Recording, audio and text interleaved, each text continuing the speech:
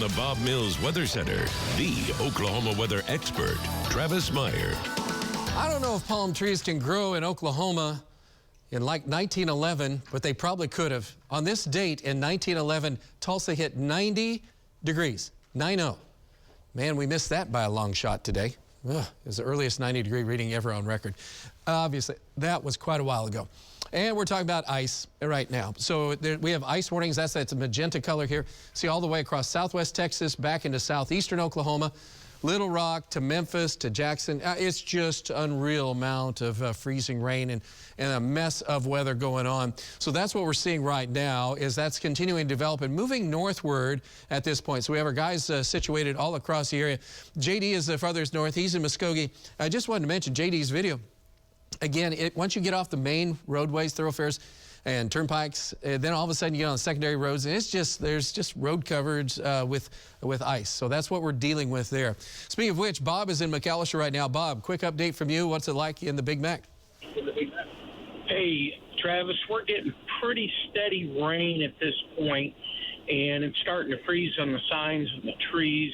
The roads are still wet, probably due to the ground temperature, but I'm sitting at 28, so this is only going to go downhill. Back to you, Travis. Yeah, that's a bad temperature right there. Let's go on over to Brandon right now. Brandon south of Stigler. Brandon, what do you have for us? Yeah, Travis, south of Stigler here on 82. Pretty much what Bob said. We're getting pretty steady rain. We're sitting at about 30 degrees, so not near as cold. And the roads are just wet. They haven't started to ice up yet, but we'll continue to monitor it. All right, thanks. I appreciate it. Sequoia is over in LaFleur County at this time near Heavener. Sequoia, quick update from you. What do you have? Right now, icing on trees. As you can see, the trees are starting to sag. Roads are mainly wet. Bridges are starting to get slick. And back to you. All right, so that's what we have going on right now, and that is not good. Again, ice warnings are in effect from Pittsburgh, Latimer, Haskell counties, extending back on over to LaFleur County.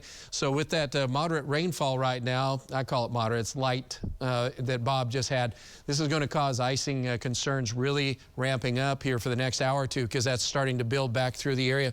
We could have a quarter-inch of additional ice for you guys a little bit further. Southern Pittsburgh County, southern LaFleur County could be over a quarter-inch, and Dallas has been hit hard. It's just been a mess down there. Airports had an impossible time of trying to get flights in and out. Driving is not a good situation. And again, magenta colors, bad colors for icing and potential power outages.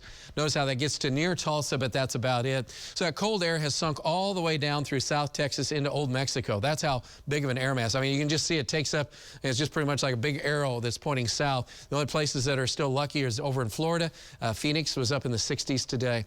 So this storm system will boot scoot out of here for tomorrow. And the big picture is that we're going to actually start to warm up over the weekend. It's going to take a while because Friday's a little bit on the cold side.